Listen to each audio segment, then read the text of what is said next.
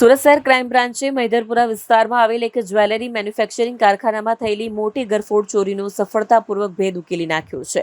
ઝડપાયેલ આરોપીઓને ગુનાની કબૂલાત ક્રાઇમ બ્રાન્ચને ચોરી અંગેની જાણ થતાં જ તાત્કાલિક તપાસ હાથ ધરવામાં આવી હતી અને બાતમીદારોને સક્રિય કરવામાં આવ્યા હતા. બાતમીના આધારે ક્રાઇમ બ્રાન્ચની ટીમે મહારાષ્ટ્રના નાસિક જિલ્લામાં દરોડા પાડી 4 આરોપીઓ ત્રંબક દગુ ગોઢડે, સંદીપ બાલાસાહેબ જગતાપ, સાગર ગોરખ ગોસાવી અને જીતેન્દ્ર પંડિત સેજવડ ને ઝડપી પાડ્યા હતા. આ આરોપીઓ નાસિકના વિંચુર ગામ, નિફાડ અને લાલસ ગામના રહેવાસી છે.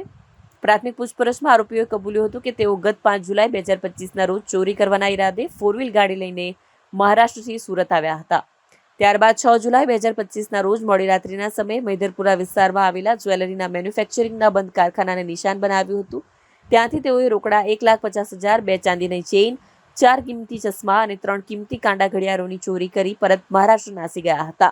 સુરત શહેર ક્રાઇમ બ્રાન્ચે આ ગુનામાં ચોરી કરાયેલ કુલ 6,22,000નો મુદ્દામાલ કબજે કર્યો છે. હીરા જડિત કિંમતી ચશ્મા નંગ 4, એક સિલ્વર કલરની અર્ટિગા 4 વ્હીલ ગાડી, અલગ અલગ કંપનીની 3 કાણા ઘડિયાળને કબજે કરી છે.